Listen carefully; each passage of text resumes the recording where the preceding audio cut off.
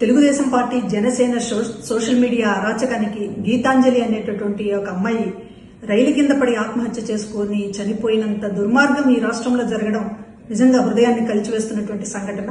ఆమె చేసిన తప్పేంటి?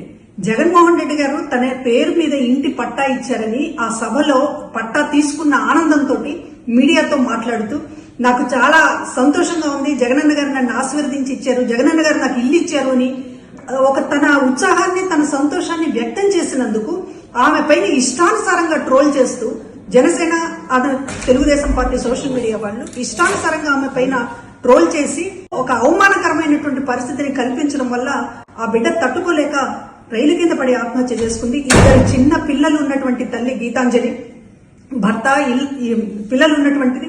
అమ్మఒడి పథకం కూడా అందుకుంటోంది.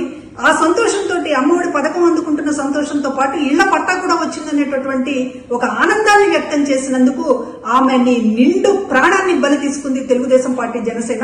వీళ్ళు అసలు మనుషులేనా అని అనిపిస్తోంది.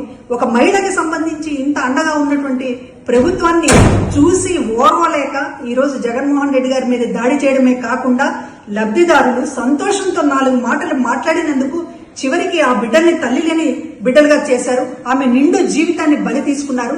మిమ్మల్ని ఎట్టి పరిస్థితులు కూడా క్షమించకూడదు. ఈ రాష్ట్రంలో ఉన్న మహిళలందరికీ కూడా చెప్తూ ఉన్నాము. ఇటువంటి ఒక ఆమెని ఇష్టానుసారంగా రకరకాల అవమానకరమైనటువంటి పద్ధతిలో ప్రాణం తీసుకోవాలన్నంత ఒక హింస పెట్టినటువంటి ఈ పార్టీలని ఎక్కడ ఉంచాలో మహిళలు ఆలోచించమని చెప్పి కోరుతూ ఉన్నాం. Please subscribe .news.